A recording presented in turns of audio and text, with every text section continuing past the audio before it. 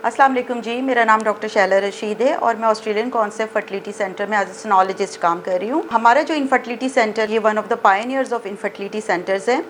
हमारे पास तमाम वो पेशेंट्स आते हैं जिनमें इनफर्टिलिटी का प्रॉब्लम होता है। इनफर्टिलिटी मीन्स बांझपन, ठीक है। तो इनफर्टिलिटी, जैसे कि पहले हमारे माइंड में ये कॉन्सेप्ट था कि इनफर्टिलिटी जो है it's only related to female, सिर्फ औरतों में ही होता है, ऐसा नहीं है।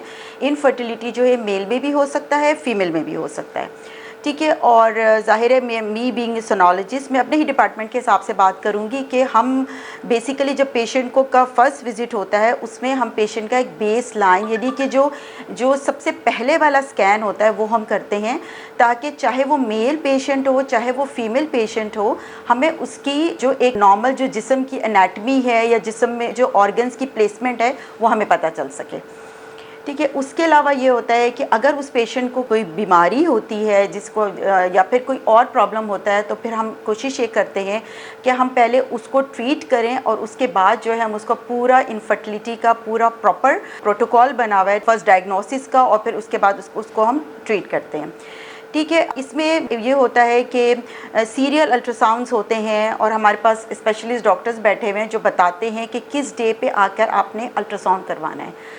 अब एक मेन पॉइंट ये अराइज़ होता है कि अल्ट्रासाउंड ही क्यों, क्योंकि अल्ट्रासाउंड जो है ये एक नॉन इन्वेसिव प्रोसीजर है।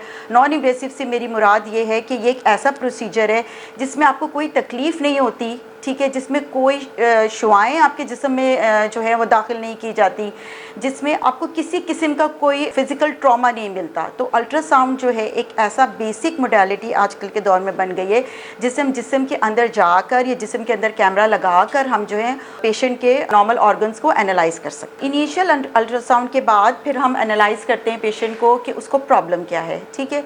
प्रॉब्लम के बाद फिर हम जो है उसके थ्रू अल्ट्रासाउंड या थ्रू इन्वेस्टिगेशंस जिस तरह भी होता है उसको एनालाइज करने के बाद फिर हम कोशिश करते हैं कि उस प्रॉब्लम को हम रिमूव कर दें। बास पेशेंट्स ऐसे होते हैं जिनकी जो कि बहुत अरसे से जिनकी इनफर्टिलिटी का प्रॉब्लम चल रहा होता है और वो अनडायग्नोस्ड होते हैं, तो बाकी सारी चीज़ें उनकी ठीक होती हैं, ट्रीटमेंट्स भी वो ले चुके होते हैं, लेकिन फिर भी वो कंसीव नहीं कर पाते। तो इसका एक बेसिक रीज़न ये भी है कि उनके ट्यूब्स तो कहीं ब्लॉक नहीं। ट्यूब से मेरा मतलब है फिलोपियन ट्यूब्स, ठीक है, जो ट्यूब होती है जो ओवरी से जो है एग्स को यूट्रस तक ट्रांसपोर्ट करती है, तो उन ट्यूब्स की पेटेंसी को चेक किया जाता है। तो वो भी हमारे यहाँ निहायती जो स्पेशलिस्ट डॉक्टर्स हैं वो ये टेस्ट भी परफॉर्म कर रहे हैं। तो तमाम वो हजरात या तमाम वो मेल एंड फीमेल जो कि इनफर्टिलिटी का शिकार हैं, ठीक है, जिनकी शादियों को काफ़ी टाइम हो गया और वो कंसीव नहीं कर पा रहे हैं, तो मैं उन सबों से गुजारिश करूँगी कि वो यहाँ आएँ, हमारे सेंटर को विज़िट करें। हमारे पास एक बहुत ही स्पेशलाइज्ड टीम है, कोऑर्डिनेशन डिपार्टमेंट, जहाँ पे वो आके हमारे कोऑर्डिनेटर डॉक्टर से सबसे पहले मिलें। उसके बाद जो है हमारे पास काउंसलिंग डिपार्टमेंट है, काउंसलिंग डिपार्टमेंट में सबसे आके मिलें ताकि उनका ये प्रॉब्लम ठीक हो जाए।